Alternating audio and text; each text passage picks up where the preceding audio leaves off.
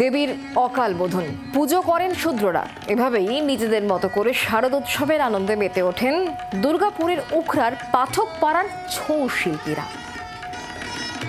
পশ্চিম বর্ধমানে দুর্গাপুরের উখরার পাঠকপাড়া দুর্গোৎসব।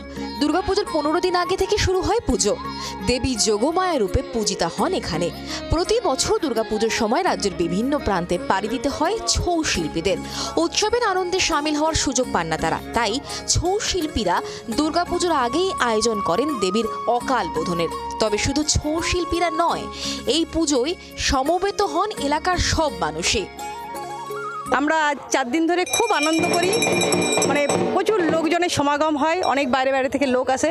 যেহেতু এটা দুর্গাপুজোর 15 দিন আগের থেকে পুজোটা হচ্ছে, সে কারণে মানে অনেক দূর দূর থেকে লোকজন আসে, ভিড় হয়, আমাদেরও খুব আনন্দ হয়। বিগত 7 বছর ধরে চলছে এই পুজো। আর 5টা পুজোর মতো 4 দিন ধরেই চলে দেবীর আরাধনা। তবে কোনো ব্রাহ্মণকে দিয়ে পুজো নয়, পুজো করেন শূদ্ররাই। পাশাপাশি জাতি ধর্ম নির্বিশেষে হিন্দু মুসলিম একসাথে মেতে ওঠে এই পুজোর আনন্দে।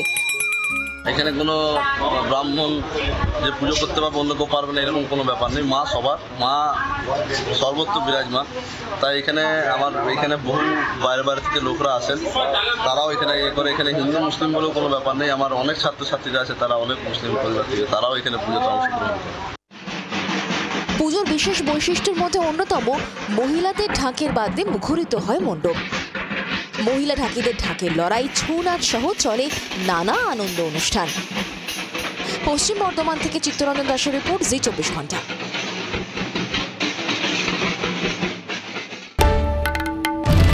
বাংলার আওয়াজ, বাঙালির আবেগ, জি 24 ঘন্টা।